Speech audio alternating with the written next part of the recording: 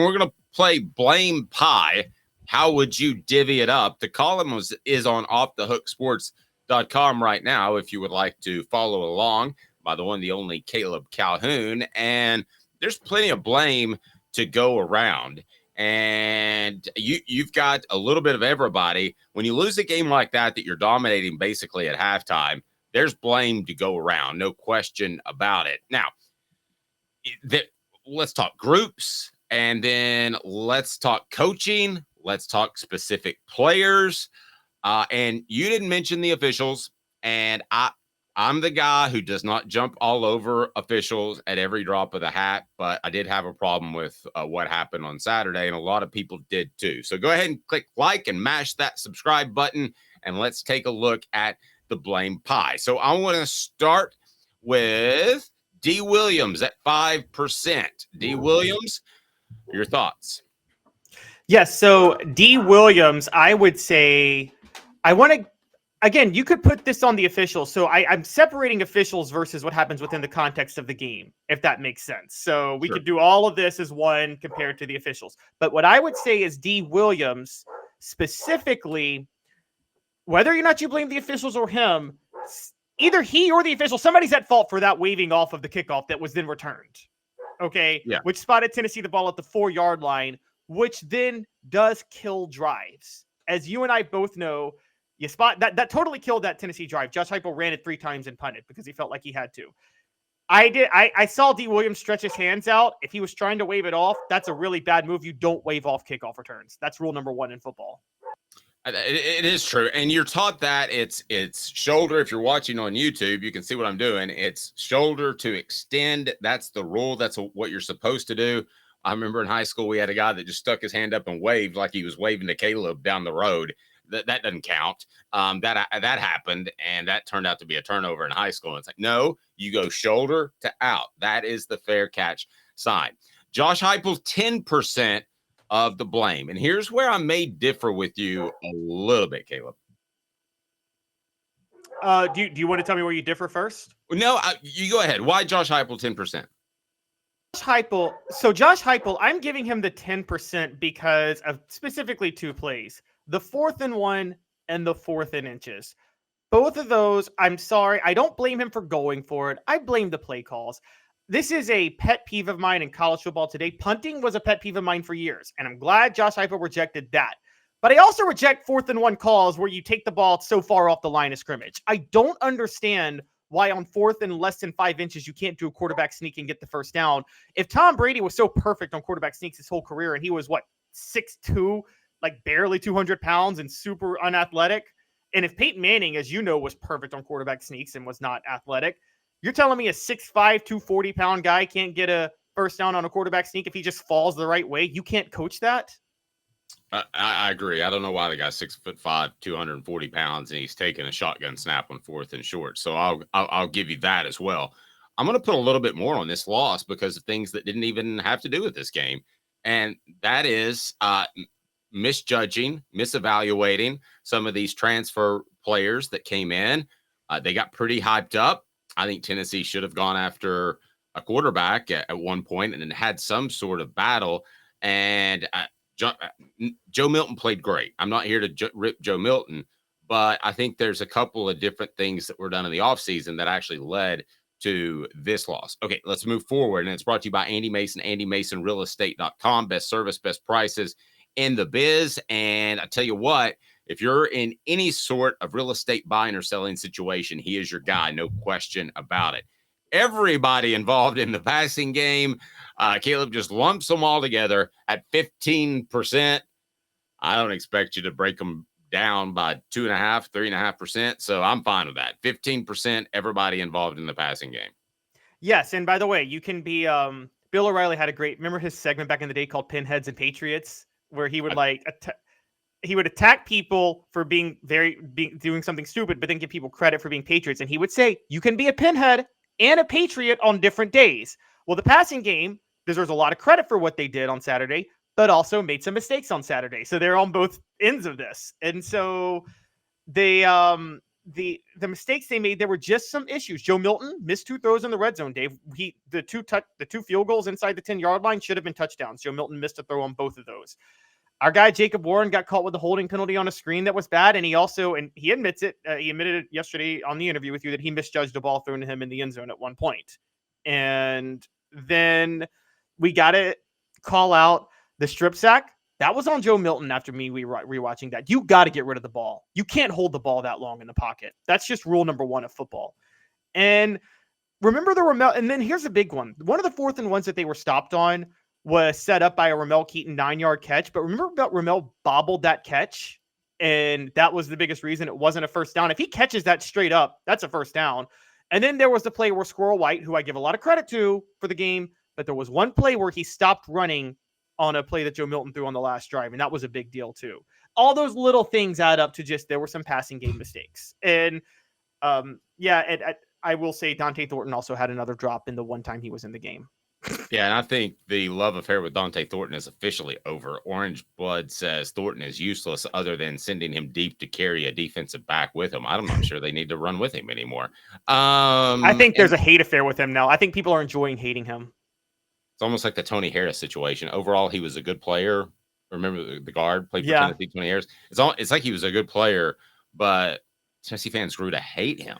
But Tony Harris actually delivered. Dante Thornton hasn't delivered like Tony Harris has at all. Tony Harris delivered unless it was clutch. I still remember the one shot in Dayton against Charlotte that hit the bottom of the backboard. That's pretty difficult to do. I mean, it's difficult to hit the padding in the bottom of the backboard. But he was still the anchor of 4 NCAA tournament teams. I agree. That may be a bad comparison. Just the venom people are starting to feel for Dante Thornton may be a little bit similar. And then on the message board, I'd just like to see him run free and ignore him. I don't know that they're going to do that anytime soon, but we shall see. So blame pie. What else we got? We'll just combine these last two because I want to get to officials on the segment 2 a little bit, but it's the interior, it's the trenches, and defensive line and interior blocking. Defensive line, the tackles struggled in the second half. Omar Thomas and Omar Norman-Lott both had a tackle for a loss, but they couldn't get a push in the second half. I think they got tired. And then interior blocking, Tennessee never got the run game going, and they just could not run the ball. And so those two, they combined for 70% of the reason Tennessee lost. They lost in the trenches. Well, and I'll tell you, too, this was bound to happen. Okay, so defenses started dropping people back, even linebackers to some extent. They were afraid they would get beat by the deep pass. They haven't gotten beat by the deep pass. We're halfway through the season, right? I mean, how many deep balls are we talking about compared to this time last year? Half? Maybe a third? Yeah. And, okay, so what happened, Nick Saban looked at this thing, and he's like, hey, at halftime, and he had a very competent going into the locker room interview, if you remember. He's just going to bring guys up and load the box. And that's exactly what they did. Stop the running game, make Joe Milton beat you. And if you had to hold my feet to the fire right now, if teams continue to do that, and they will because it worked, I think Tennessee starts to trend down for the remainder of the season because I think Josh Heupel and this coaching staff got away with a lot of masking Joe Milton's deficiencies by running the football at an incredibly high level. But that certainly wasn't the case. And look for Kentucky, who somehow is about a 4-point dog to Tennessee in Lexington. Look for them to do the same thing. Now, the officials. Let's address this. The officials, the head official is not a realtor in Tuscaloosa. They kind of look the same. They're two different dudes.